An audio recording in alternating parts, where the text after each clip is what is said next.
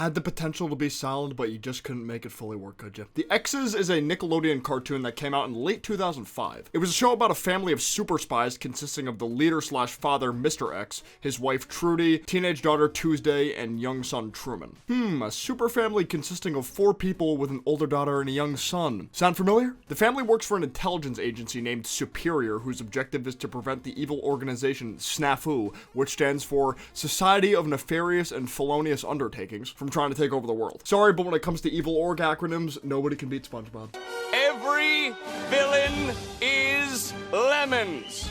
The series ran for only 1 season of 20 episodes, or 40 11-minute episodes, with the last 2 episodes never officially airing on TV. Because those 2 episodes never aired, the show technically ended the exact same day it started. Just a year later. Once the show concluded, most reviews about it were pretty negative. Oh, brother! Ugh, this show is a piece of garbage. It's really lame. The animation is horribly ugly. It's one of the worst shows on Nick. It's down there with Nick News and Hey Dude in the pit of shame. The X's animation is very hard on the eyes. The show depends on wall-to-wall trite jokes and spy stereotypes. You're supposed to laugh, but it's just not funny. In summary, it's just not good enough to be on television, especially not Nickelodeon. The X's is one of the worst shows I've seen on Nickelodeon since my life as a teenage robot.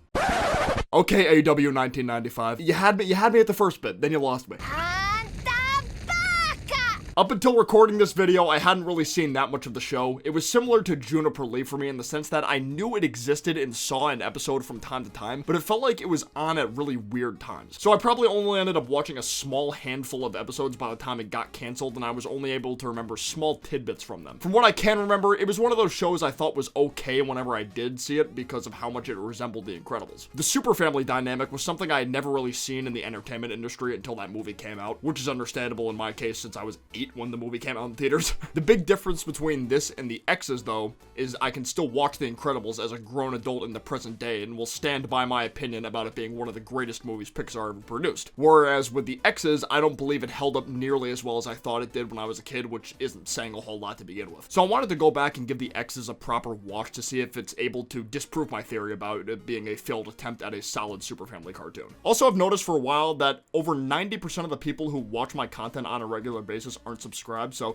if you haven't yet, please consider subscribing. It helps me out a lot, and you'll be able to find my videos much easier than before. Thanks. The X's was created by Carlos Ramos, who before making the X's worked on shows like Chalk Zone, Dave the Barbarian, and Time Squad. Although I said earlier that the show is incredibly similar to The Incredibles, Ramos never mentioned he took inspiration from that film when making the X's, but rather said he took inspiration from the James Bond films, the Avengers comics, and the TV series Get Smart. Not to get it confused with the Steve Carell movie, of course. Fun fact, he also has a doppelganger who's a famous Portuguese tennis umpire. I wonder how a conversation between those two would go. There's a few more facts about Carlos I could find, like he went to Cal Arts, and over 10 years after the X's ended, he directed an adult short on Facebook called Human Discoveries, but when it comes to early development of the X's, there's no history available on the internet for it. Not even a lost pilot or anything that I can find. There is an old clip of Carlos drawing Glowface for a Nickelodeon commercial break though, so I guess that's something. The episodes for the X's didn't necessarily have a consistent format to them, which is neither a good nor bad thing, I guess. At first glance, maybe one would think every single episode is just the X's trying to stop Glowface in a different manner than the last, with Glowface having a different scheme every time. That was the case for some, but not all episodes. The rest mainly consisted of the X's going through events a normal family would go through, just cranked up to the extreme since they're master spies and all, and have all these access to gadgets. For example, there's an episode where Truman and Tuesday are forced to share a room. Typical family stuff where, you know, 2 siblings are at each other's throats when sharing a room, and it happens in real life, of course. But by the end of the episode, they were so fed up with each other that they coordinated satellite lasers to try to kill each other, which in turn ended up destroying the whole house by the end of the episode. And I think my main issue with episodes like this and the way the X's did it is the parents were encouraging this behavior to try to win a dumb bet over the other. And even with the family literally being homeless, sleeping in a car, they didn't even learn their lesson and kept acting like competitive nutcases at the very end. When cartoons have episodes where a character or multiple characters are acting like degenerates so heavily that it outweighs most of what else is happening in said episode, usually I can forgive it if said character or characters learned their lesson by the end. That just didn't really happen with the X's, which made it very difficult to feel satisfied by the end of most of these episodes when they're acting like this. I don't get how this family is literally advertised to the audience by the narrator in the opening sequence to be this godlike family spy team when they act this incompetent in the majority of the episodes. I get it's a comedy, but having them abuse their positions as spies for selfish reasons for laughs doesn't have to be the only way to approach comedy with this kind of series premise. The front man of the family is Tucker X, your typical hand-to-hand combat master like James Bond. Even though he's a good spy for the most part, he's kind of an idiot when it comes to most other things a grown man should be capable of. He even forgets his own name at times. Patrick Warburton, being his voice actor, was his only saving grace in my eyes. Patrick Warburton could voice a literal blade of grass spouting nonsense, and I'd still enjoy listening to him. Thirsty, Urkel?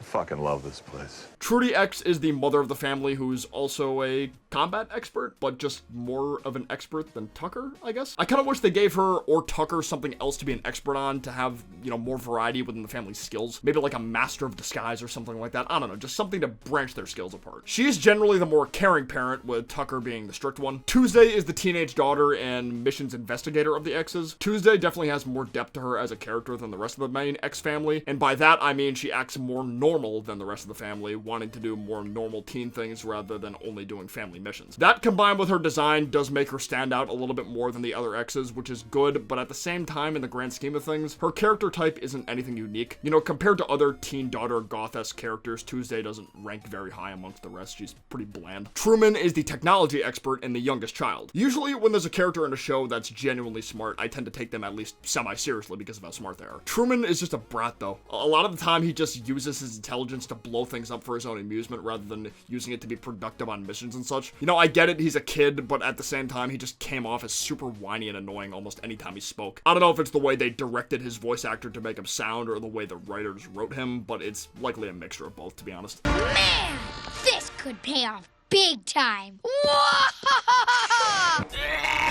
Oh, but Mark, who are you to talk about voices? You sound like the love child of Cersei Ramirez and Barack Obama. You know what, that's fair, I suppose. That's understandable. The main antagonist, Glowface, was the leader of Snafu, who I will say had the most unique design of the entire major cast, even more than Tuesday. My issue with Glowface is he was a next-level dumbass. I know his incompetence and weird schemes like trying to bring the Eiffel Tower to life are supposed to be funny, but it just felt like random shock value garbage. It's like they were trying to make this villain as unthreatening and stupid as humanly possible, but he's also the main villain, so it's like, what? He's so incredibly unaware of how dumb he is, too. At least other comedic relief villains like Ludo or Jack Spicer will occasionally take jabs at themselves to make them feel more leveled out. All this time I thought you were these amazing Shaolin geniuses, but you're just as lame as I am.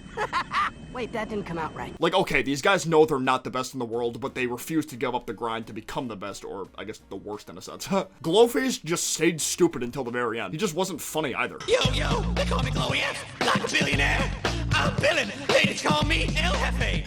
Oh my god. I think the most notable thing Glowface ever did was briefly turning Truman to the side of evil, but Truman went back to his family in the same episode, so maybe it's unfair for me to compare Glowface to characters like Spicer or Ludo, since both those characters existed in shows with a progressing story, whereas the X's followed a more episodic style and had little to no continuity, but it is what it is though. The other main side character was Home Base, which was the AI that exists within the X home that serves as an advisor, superior contact, and the one to alert the X's about missions. I'd say his main purpose was for exposition. He's a lot like Monroe from Juniper Lee in the sense that he serves as the voice of reason of sorts for the X's, but the X's never take him seriously. That part in particular is a lot more severe for Home Base than in Monroe's case though. There was even an episode where it was Home Base's birthday and the entire family treated him like garbage during the first few minutes. He just wanted to be acknowledged in a positive manner on a special day. The X's even started laughing at him when he says he considers himself an important member of the team. I don't know how the X's managed to make him out to be the bad guy of all people at the end of that conversation. It was a really annoying scene, to be honest. The way the backgrounds and the characters were colored felt very strange to me. They did this thing with the backgrounds where if the X's were in any type of room, that room would be all one color with slightly different shades of that color. It made the world around them feel kind of lifeless because of that stylistic choice. I wouldn't mind it that much if this was only the case with some of the backgrounds, but it's literally every single background. None of the characters had outlines either, which is very rare to see cartoons use a style like this, especially back then. The only other popular cartoon I can think of that did this was Samurai Jack. I never even noticed that with Samurai Jack though, because its backgrounds were way better looking than the X's, and it had better action sequences too. I guess because of how lifeless the backgrounds were though, it made the characters still pop out even though they didn't have outlines. I'm not saying they gotta have as colorful backgrounds as the Problem Solvers. I just wish there was at least some color variety in there. For a show about a family of spies going on all these missions and causing havoc because of their spy connections, you'd think the world around them would feel a little bit more lively and memorable, but that just wasn't the case, at least for me. I just didn't see it. The X's wasn't a terrible show per se. I'm sure Carlos put a lot of hard work into making the show, but